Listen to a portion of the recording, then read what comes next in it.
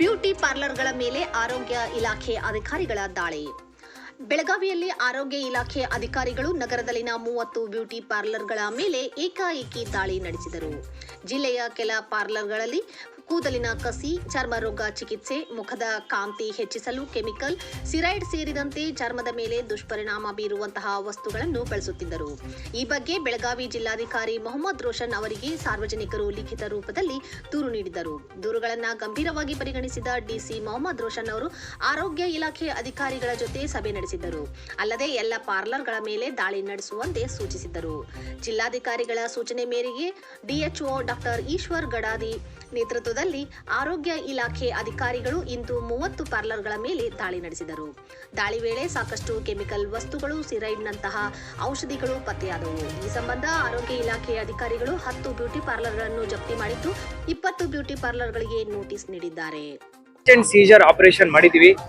ಇದು ಯಾಕೆ ಮಾಡಿದೀವಿ ಅಂದ್ರೆ ಡರ್ಮಟಾಲಜಿಕಲ್ ಅಸೋಸಿಯೇಷನ್ ಬೆಳಗಾವಿ ಚಾಪ್ಟರ್ ಇಂದ ಹಾಗೂ ವಿವಿಧ ವೈದ್ಯರಿಂದ ದೂರುಗಳು ಬಂದಿದ್ದಾವೆ. ಏನಂತ, ಸಣ್ಣ ಸಣ್ಣ ಅಂಗಡಿಗಳಲ್ಲಿ ಡರ್ಮಟಾಲಜಿಕಲ್ ಟ್ರೀಟ್ಮೆಂಟ್ ಕೊಡ್ತೀವಂತ ಬೋರ್ಡ್ ಹಾಕೊಂಡು ಮೆಡಿಕಲ್ ಪ್ರೊಸೀಜರ್ಸ್ ಮಾಡ್ತಾ ಇದ್ದಾರೆ.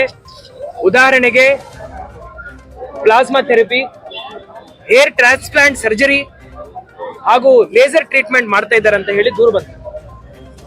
ಇದನ್ನು ನಾವು ಪ್ರಿಲಿಮಿನರಿ ಒಂದು ರಿಪೋರ್ಟ್ ತರಿಸ್ಕೊಂಡು ಎಲ್ಲ ಸ್ಥಳಗಳಲ್ಲಿ ಹೋಗಿ ಪರಿಶೀಲನೆ ಮಾಡಿ ಸರ್ಚ್ ಅಂಡ್ ಸೀಸರ್ ಆರ್ಡರ್ ವನ್ನು ಡಿಸಿ ಅವರ ಮುಖಾಂತರ ಇಶ್ಯೂ ಮಾಡಿಸಿ ನಾವು ಸರಿಸುಮಾರು 30 ತಂಡಗಳಿಂದ ಈ ಸರ್ಚ್ ಅಂಡ್ ಸೀಜರ್ ಆಪರೇಷನ್ ಅನ್ನು ಮಾಡಿದೀವಿ.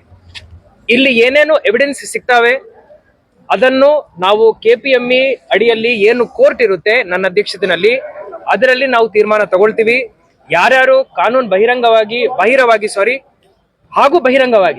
ಈ ಎಲ್ಲ ಕೆಲಸಗಳನ್ನು ಮಾಡಿದ್ದಾರೆ ಅವರಿಗೆ ಶಿಕ್ಷೆ ಕೊಡಬೇಕಂತ ಹೇಳಿ ನಾವು ನಿರ್ಧಾರ ಮಾಡಿದೀವಿ. ಅಮಾಯಕ ಜನರು ಅವರ ಪ್ರಾಣವನ್ನು ಈ ತರ ನಾವು ಡೇಂಜರ್ ಅಲ್ಲಿ ಇಡ್ಲಿಕ್ಕೆ ಆಗಲ್ಲ. ಸೊ ಅದರಿಂದ ಈ ಕ್ರಮವನ್ನು ವಹಿಸಿದ್ವಿ.